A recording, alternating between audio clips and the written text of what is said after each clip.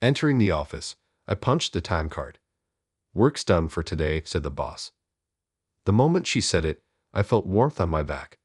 The boss had wrapped her arms around me from my back to my stomach. I was frozen. "Thank you so much for today." My heart was pounding wildly. "My name is Mike. I'm 30 years old. All this is good too." Oh, and I got to remember to include that. Working at a linen company, mainly handling deliveries, I never skimp on preparations before heading out. Can't afford to have anything go wrong, especially today. "Hey Mike, you still not ready?" I hear Miss Taylor, the boss, calling out to me. That's right, she's supposed to accompany me today. There's a meeting scheduled at the inn we're delivering to. Usually, she works alone, but today our schedules matched, and she decided to ride along in my delivery van. I hurriedly checked the contents of my bag. All right, this should be good. Did I miss anything? I've always been someone who can't rest unless I'm thoroughly prepared. I remember packing for a school trip with my mom, who's just like me. We ended up with 2 large bags, and my dad was not pleased. What if it gets cold suddenly? What if I get sick? Headache? Stomach ache? Fever? The possibilities are endless. Lost in thought, I'm startled when Miss Taylor zips up my bag. "Ah," I scream, and she gives me a sharp look. Even that look is beautiful. Miss Taylor, 2 years older than me, is exceptionally beautiful. Her slightly upturned eyes are crisply double-lidded and beautifully made up. Her jawline is sharp, and her lips are thin. She has an incredible figure. Aware of her own beauty, she wears a suit that elegantly highlights her physique. While glaring at me, she tries to lift my bag and exclaims, "Heavy. What on earth is in here? We're not staying overnight, you know. The inn is just an hour's drive away. Why do you need so much stuff?" Her loud reprimand sends my thoughts spinning. Well, there's a snow forecast today, and the inn is up in the mountains, so it's going to be cold. I slowly try to explain. Miss Taylor interrupts me. Even so, the car is heated, and the parking lot isn't far from the entrance of the inn. Whether it's cold or snowing, it doesn't matter. No sooner had she said this, Miss Taylor turned away briskly. "Come on, we have to go or we'll run out of time." Urged by her words, I hastily shouldered my bag and followed her. I was glad I'd already finished the car's inspection and warmed up the engine. Miss Taylor quickly got into the passenger seat and crossed her arms and legs, as if urging me to hurry up. I rushed into the driver's seat and stepped on the accelerator. Now it's just a drive alone with a beautiful boss. Trying to suppress my excitement, I focused on driving safely. "Should I fill up the gas tank on the way?" I asked. Miss Taylor made an obviously displeased face at my question and then checked the gas meter. "Let's do it on the way back. There's enough left." She made a swift decision and looked forward. But before I could say anything else, Miss Taylor cut me off. "We're already cutting it close because of your slow preparation.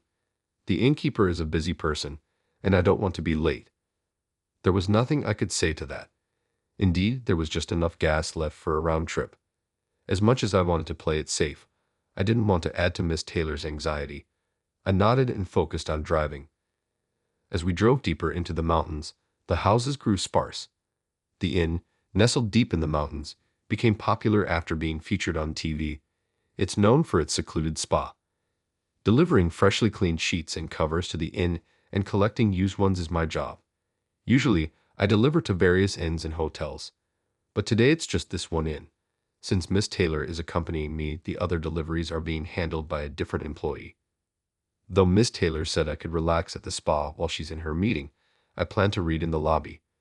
Relaxing at the spa during work hours doesn't feel right, even with her permission. The road to the inn becomes quite narrow halfway through. It's almost a struggle for cars to pass each other.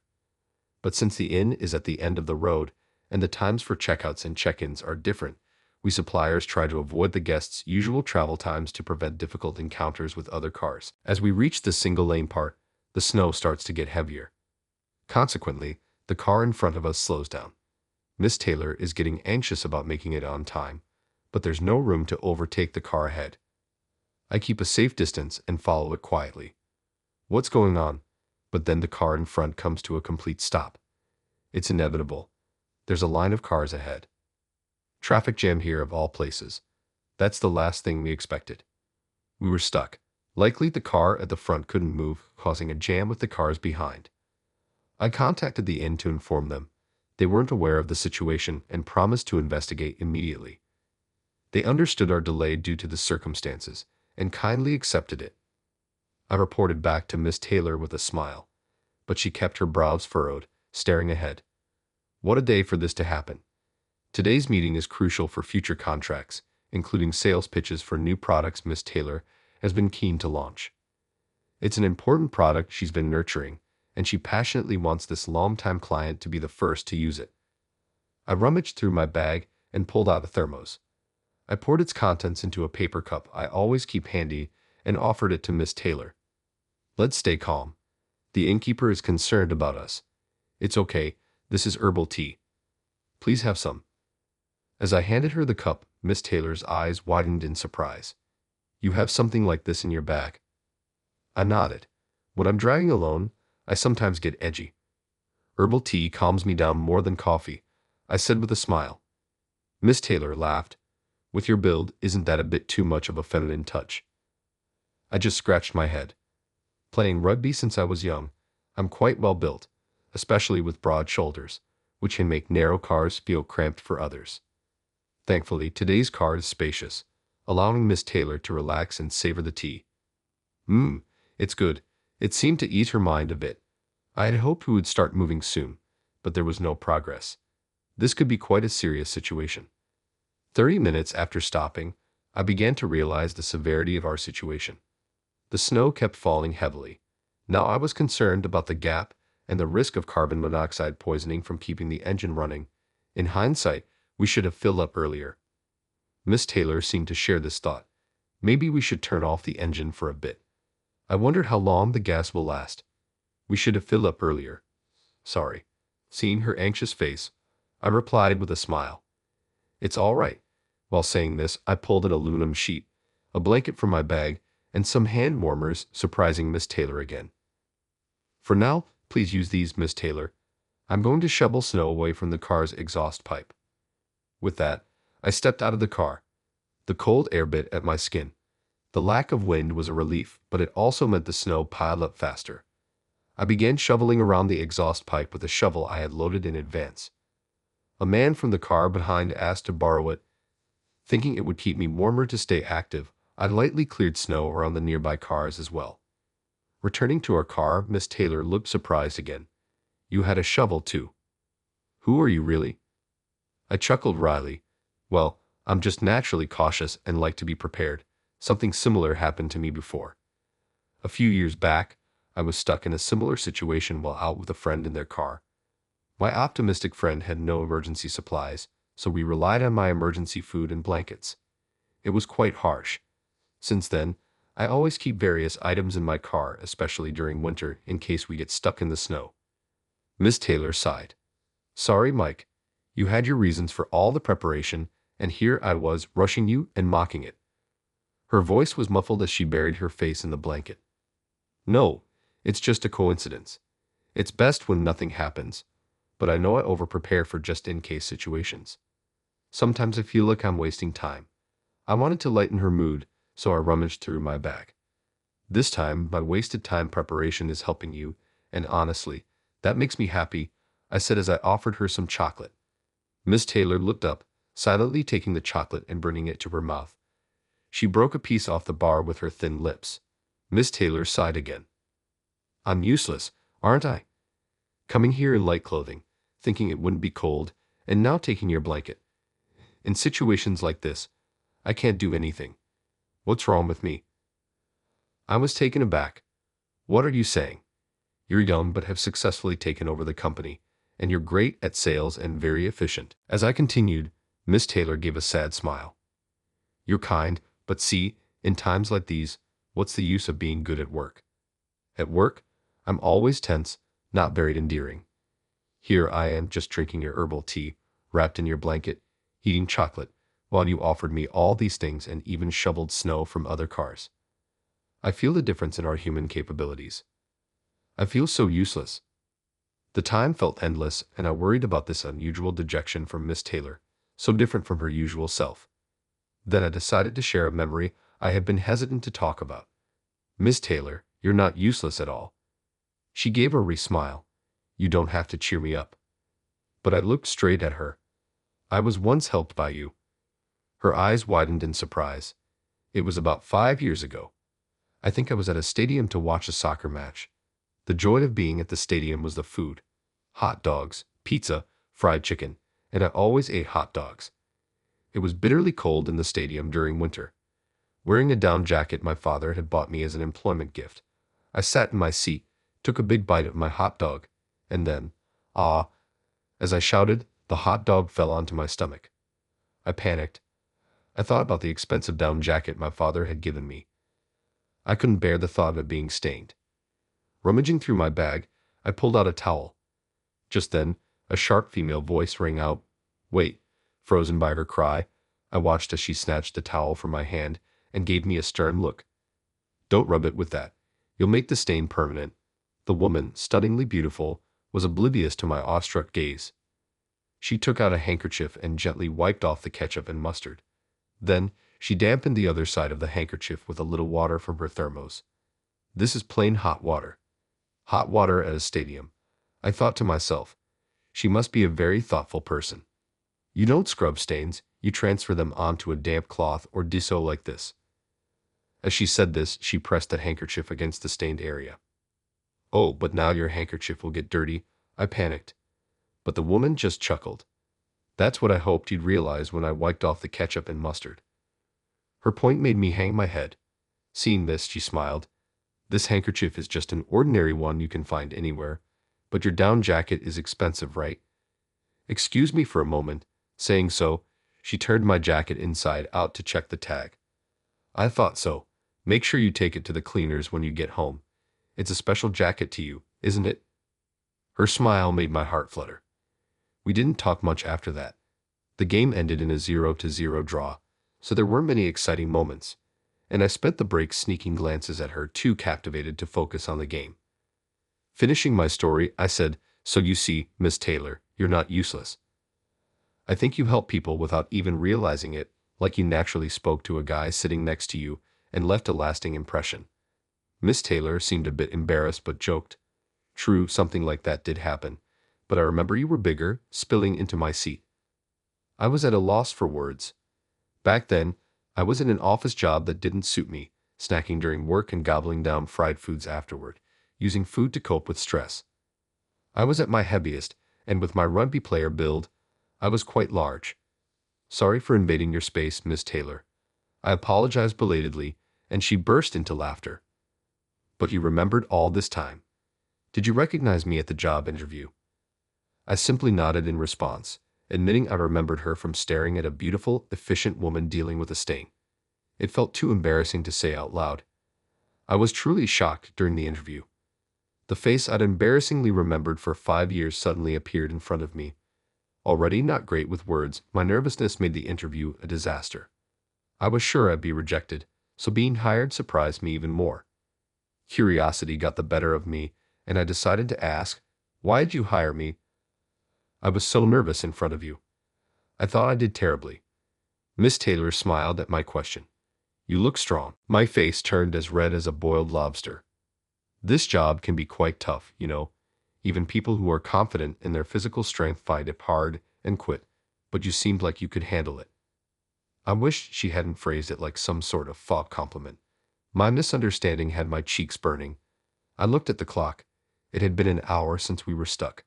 Miss Taylor's words, You look strong, gave me courage. I'll go check out the front. As I said this, Miss Taylor hastily grabbed my down jacket. It was the same jacket she'd helped me with back then, and I still treasure it. You don't even know where the front of the line is, right? And it's still snowing. Maybe we should just wait here. Miss Taylor's lips had lost their color even though she had been wearing lipstick. I wanted to get her to a warm place quickly. There are plenty of hand warmers in here. Please use them. There's also more tea in the thermos. As I was explaining the contents of my bag, Miss Taylor grabbed the area around my chest. Don't go. Her trembling voice, filled with anxiety, stirred my heart. I want to be of help to you, Miss Taylor. If it seems impossible, I'll come right back. Saying this, I took the shovel and stepped outside. From where the road becomes a single lane to the end, it's a little over 4 miles. We were stranded about 1.2 miles in, so the front of the line should be no more than 3 miles away. Since the inn wasn't aware of the situation, the jam must have started just a bit ahead of us. Bridging through the accumulating snow, I made my way up the mountain path. I was confident in my strength and my legs. Silently, I climbed the snowy path, fueled by Miss Taylor's smile. Fortunately, I found the lead car not too far ahead. It seemed a car had slipped, ending up sideways across the road with its wheels caught in a ditch on the side. Inside were people with exhausted faces. They explained that the shoulder of the road was obscured by snow, and when they slipped, they ended up stuck in the ditch. Passengers of the lead car, along with those from the cars behind, had tried to help get the vehicle out, but many were tourists and unaccustomed to snow, and their efforts were in vain. The blocked road had caused a standstill on both sides, likely preventing rescue from the inn.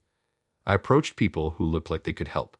They said pushing hadn't budged the car, so I suggested lifting it. I was confident in my strength. A few, inspired by my bulky build, joined in with a glimmer of hope. We cleared some surrounding snow with shovels and coordinated our efforts to lift the heavy van-type vehicle. Although it was a struggle, the car budged slightly. Encouraged, we exerted more force, spreading our feet for balance, keeping our centers of gravity low, and tensing our stomachs. We lifted with greater strength than before. Gradually, the car began to rise, and I exerted every bit of my strength. Finally, the wheels that were stuck in the ditch came onto the road. Cheers erupted at that moment. I received many thanks, but eager to share the good news with Miss Taylor, I hurried back, compacting the snow as much as I could along the way. Returning to the car, Miss Taylor's eyes sparkled with relief. Seeing her face so adorably relieved made my heart skip a beat. When I explained everything, Miss Taylor looked at me with moist eyes.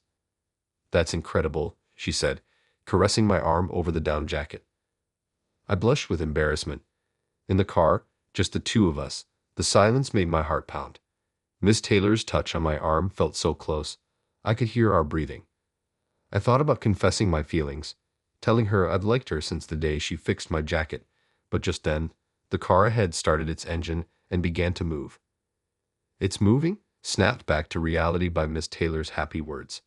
I took a deep breath and started our car's engine. The confession would have to wait.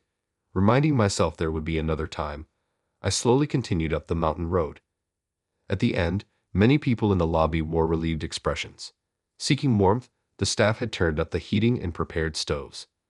Miss Taylor decided to postpone her business meeting and help me with my work. "The innkeeper is really busy," she said. As she said this, Miss Taylor helped carry the bed covers. I used to do deliveries when my father was in charge too. Her efficiency at work was impressive, and I found myself admiring her all over again. During my work, word spread that I had helped clear the standstill, and the innkeeper showered me with excessive praise, even offering me a free stay voucher. "We couldn't have managed it ourselves. You were a great help." "Thank you so much. Please use this voucher with someone special," she said with a sly grin, glancing at Miss Taylor, who seemed oblivious and just smiled at me saying, "That's nice." I realized I needed to make her aware of my feelings for any progress. I made up my mind in the car on the way back. My heart was pounding loudly.